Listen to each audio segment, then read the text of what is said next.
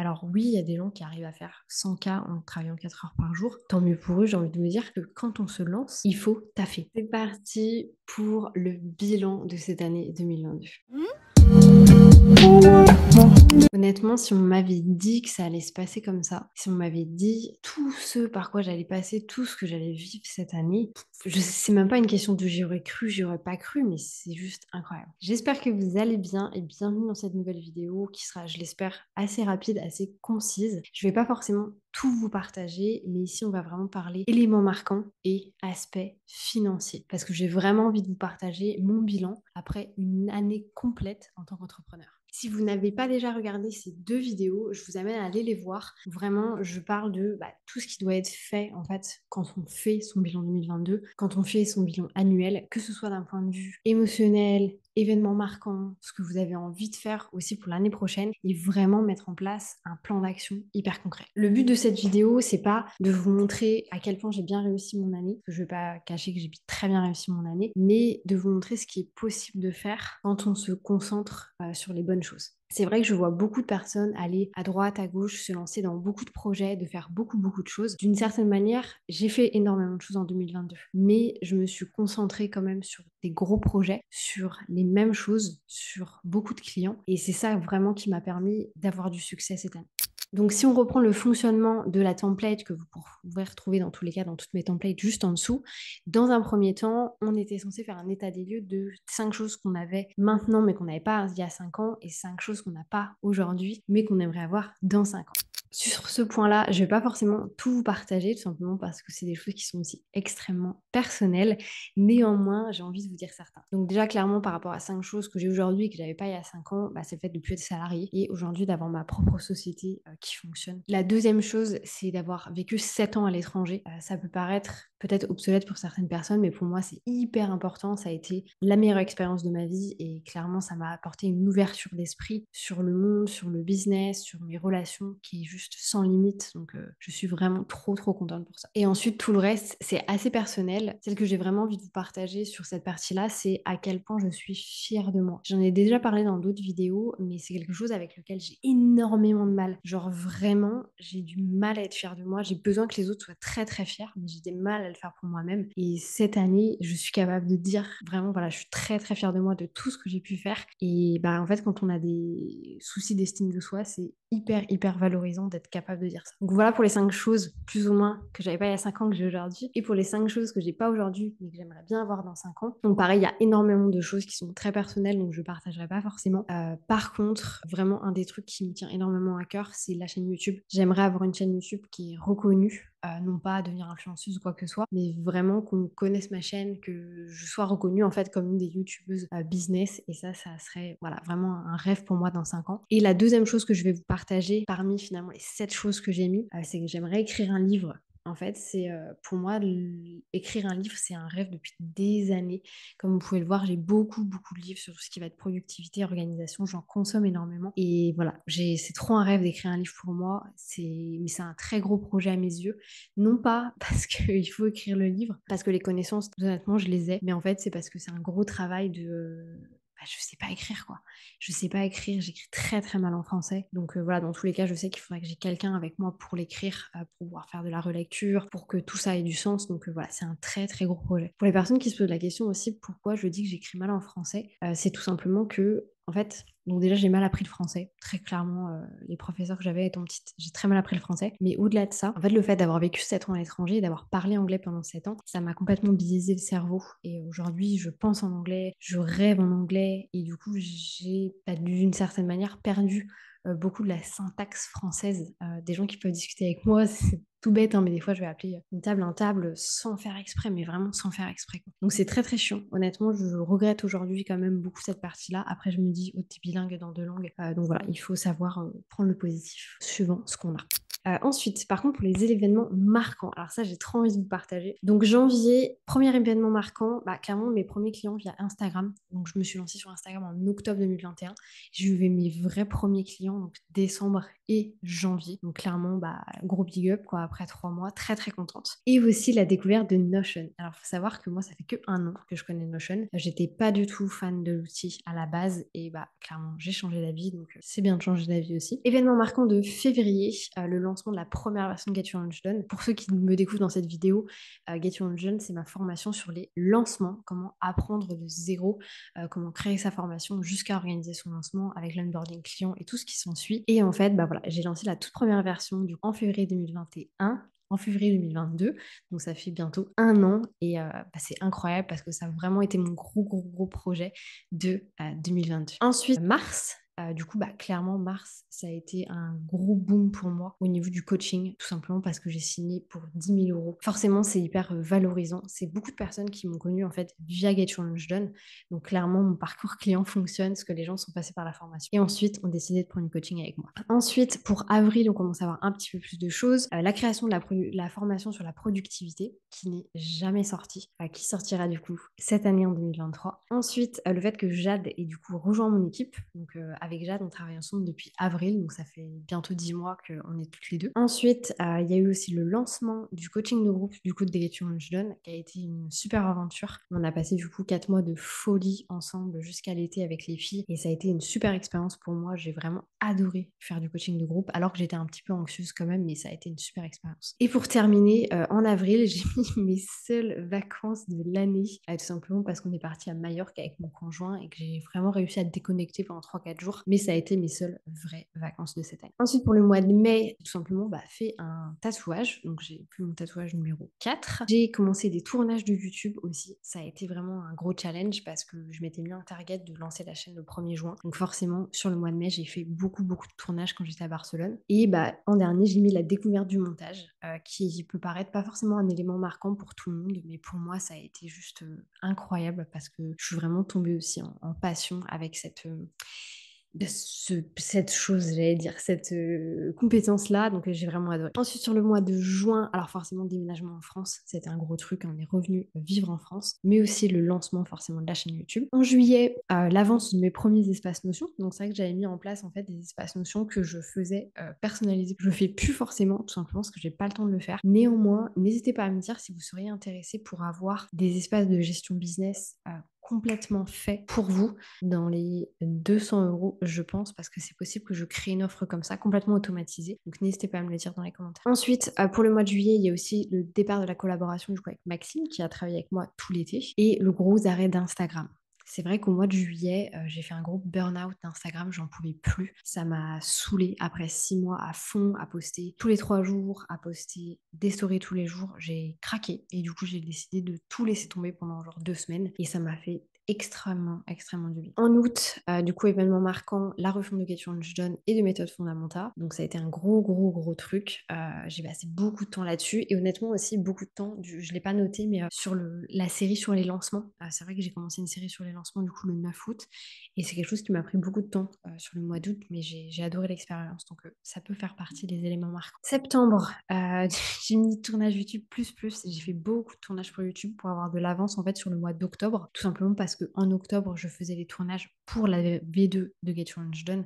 Donc, il fallait que je prenne du temps avant pour faire le reste, bref. Et forcément aussi, en septembre, ma première cliente YouTube. Donc, Céline, si tu passes par là, je parle de toi. C'est vrai que ça a été ma toute première cliente sur YouTube. Aujourd'hui, j'en ai eu d'autres. Mais voilà, Céline a une place particulière dans mon cœur parce que c'est la première personne qui m'a contactée via YouTube. Donc, pour vous rappeler, je me suis lancée en juin, donc 4 mois plus tard. Donc, du coup, 3 mois plus tard, j'ai eu ma première cliente avec YouTube. Ensuite, le mois d'octobre, donc là, je dépasse mon objectif prévisionnel de 2022. Donc, incroyable. Ensuite, la création aussi du suivi de formation sur Notion, qui a été un gros challenge. J'ai passé des heures et des heures là-dessus. Si vous ne savez pas ce que c'est un suivi de formation, c'est tout simplement en fait une partie d'exercice où les personnes peuvent faire leur suivi de formation, faire tous leurs exercices. C'est du pré-mâché en fait concrètement. N'hésitez pas d'ailleurs à aller voir la page de vente de Get Your Launch Done et tout en bas, vous avez en fait une visite de l'intérieur de l'espace avec l'espace membre, etc. Donc n'hésitez pas à aller voir et j'en parle dans tous les cas du suivi de formation à l'intérieur. Et j'ai mis du coup tournage, montage de Get Your Launch Done. Vraiment, j'ai tourné tous les jours, j'ai monté tous les jours, Jade a monté tous les jours. Il y avait plus de 74 vidéos dans la totalité pour la formation, donc ça a été un gros challenge. Ensuite, pour le mois de novembre, du coup, notre première maison, c'est vrai qu'on a déménagé ici, donc c'est la toute première maison qu'on a en 14 déménagements et 11 ans de vie commune, donc c'est un gros truc pour nous. Et c'est valorisant parce que ça arrive l'année de nos 30 ans, donc c'est cool. Ensuite, forcément, il y a eu le lancement de la V2 de Get Your Lunch Done, qui a été un succès, qui a très bien marché. Ça a été un lancement qui a été un peu mitigé, entre guillemets. N'hésitez pas à aller voir la vidéo où j'en parle, je vous explique absolument tout sur le rétro-planning, le plan de communication, etc. Et voilà, très contente de ce lancement de la V2. Ensuite, mois de novembre, je dépasse encore mon prévisionnel, c'est-à-dire que là, je dépasse les 30 000 euros de chiffre d'affaires. Donc, c'est très symbolique à mes yeux de dépasser encore une fois cette dizaine, entre guillemets. Donc, très intéressant. Et du coup, mois de décembre, donc j'ai mis Noël en famille après 7 ans. Du coup, du fait qu'on ait été à l'étranger pendant 7 ans, on a toujours fait Noël tous les deux. Et on l'a jamais fait avec notre famille, donc c'était hyper important de faire un gros Noël entre guillemets cette année. J'ai mis également la création des ateliers. Donc ça en fait ce sont les ateliers que j'ai fait par rapport à la template 2022 et 2023 que vous pourrez retrouver du coup dans la barre d'infos. C'était un truc que j'avais vraiment envie de faire parce que c'est quelque chose que je consomme beaucoup sur les réseaux depuis des années et ça me fait kiffer pour la première fois de le faire. Et clairement, ça a été une très bonne initiative parce que le mois dernier, du coup, j'ai récolté près de 250 emails avec ces templates-là. Donc clairement, c'est qu'il y avait de la demande par rapport à ça, donc trop contente. Ensuite, il y avait aussi du coup la création du nouveau départ sur YouTube avec la nouvelle série. Comme je vous le disais, pour la saison 1, on a parlé de mon lancement et pour la saison 2, on va parler d'un autre sujet. Donc ça se lance, je crois, fin du mois de janvier. Donc stay tuned et abonnez-vous. Et pour terminer, j'ai fait le meilleur mois de mon année. Si vous avez regardé la vidéo du coup Monthly Reset de novembre et du coup de décembre étant sorti la semaine dernière, je vous expliquais qu'en novembre j'avais fait mon meilleur mois de l'année et en fait en décembre j'ai encore surpassé mon mois de novembre. Donc juste incroyable en fait à quel point ça a pu aller crescendo entre guillemets. Mais voilà, mais dans tous les cas je vais vous partager tous mes chiffres de toute manière, donc stay tuned pour le reste de la vidéo.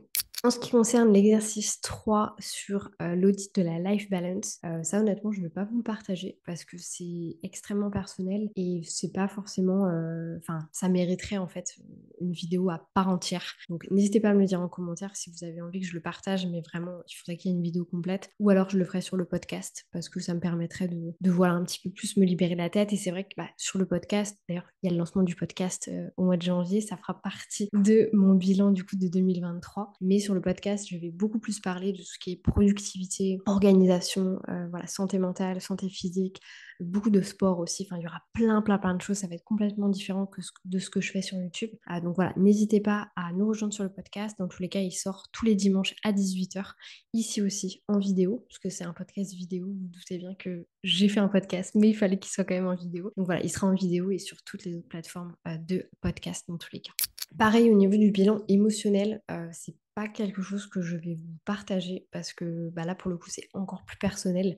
Avant qu'on passe sur le bilan financier, petit point sur l'exercice 6, donc tout ce que je garde pour 2023. Petit 1, donc YouTube, clairement, en route pour la monétisation et les 3000 abonnés. C'est mon target pour l'année prochaine, de finir l'année 2023 avec 3000 abonnés. Ensuite, deuxième chose que je garde, mon organisation. Oui, je suis sur tous les fronts, mais je vis vraiment le moment présent à 100%. Donc clairement ça, je kiffe. Troisième chose, je garderai mon business model et je rajouterai forcément la bêta test du mastermind YouTube et méthode fondamentale. Néanmoins, il faut bien savoir que sur l'année 2022, moi je me suis essentiellement concentrée sur Get Your Lunch Done. C'est la seule chose dont j'ai parlé en 2022. Alors oui, à côté de ça, j'ai des accompagnements qui se font en one-to-one, mais j'en parle très peu parce que j'ai la chance de ne pas avoir à en parler parce que les gens viennent vers moi. Tout ce sur quoi j'ai communiqué, tout ce sur quoi j'ai travaillé vraiment cette année, c'était Get Your Lunch Done. Donc j'ai eu vraiment un seul produit, une seule offre entre guillemets pendant un an. Ensuite, quatrième chose, bien m'entourer, que ce soit au niveau équipe, amis, business et clients. Et ça, je pense que c'est hyper important. J'ai énormément de chance de ne jamais avoir eu de soucis avec mes clients, de jamais avoir de clients à qui ça se passait mal. Mais c'est arrivé à beaucoup de personnes autour de moi. Donc vraiment, ça, c'est un truc que j'ai envie de garder aussi. De ne pas prendre des clients par dépit, mais vraiment parce que je les kiffe aussi. Cinquième chose, mes routines, la lecture, le sport et la nutrition. Pour moi, c'est hyper important et on en parlera beaucoup sur le podcast, donc je ne m'étendrai pas ici. Et sixième chose, j'en ai pas. Donc concrètement, je garde 5 choses pour l'année 2023. Du coup, au niveau des chiffres, j'ai vraiment envie de vous partager ça. Alors, je ne sais pas comment je vais le mettre, peut-être que je mettrai un overlay ou je verrai bien, mais concrètement, comment est-ce que ça s'est passé? Donc moi, j'avais un prévisionnel, c'était, établi, j'avais créé mon prévisionnel parce que j'ai des connaissances là-dedans et en fait, il s'est avéré que, bah, finalement, j'étais pas si mauvaise parce qu'il est plus ou moins accordé avec tout ce que j'avais prévu, donc c'est assez impressionnant. Et concrètement, comment est-ce que ça s'est passé? Donc comme je vous l'ai dit, moi, j'ai signé des premiers clients à partir du mois de janvier. J'ai eu des grosses rentrées d'argent aussi à partir du mois de mars. Et j'ai eu plusieurs pics en fait au cours de l'année. Bah, je vous mettrai un graphique là concrètement de mon année. On voit bien qu'il y a un pic mars-avril et on voit bien qu'il y a un autre pic en fin d'année. Et que concrètement, j'ai un gros moment de down juillet-août. Alors en soi, j'étais en déménagement, j'étais en train de préparer je donne, j'étais moins active sur les réseaux sociaux, donc forcément ça a joué. Néanmoins, c'est clair qu'il y avait moins de monde qui était là de toute manière. Donc l'année prochaine, je sais très bien que je partirai en vacances à ces moments-là parce que c'est moins compliqué de le faire pour moi à ces périodes-là du coup de l'année par rapport à mon marché, par rapport à ma thématique. Ensuite, en ce qui concerne le chiffre d'affaires, donc concrètement, moi j'ai une moyenne d'à peu près 3 100 € sur l'année, ce qui veut dire que voilà, par rapport à mon total de chiffre d'affaires, je fais à peu près rentrer 3 100 €.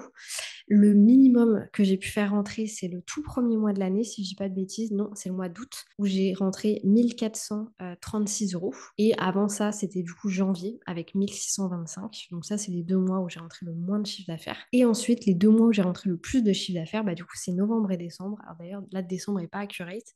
Mais du coup, novembre, j'ai rentré 5 744 € de chiffre d'affaires.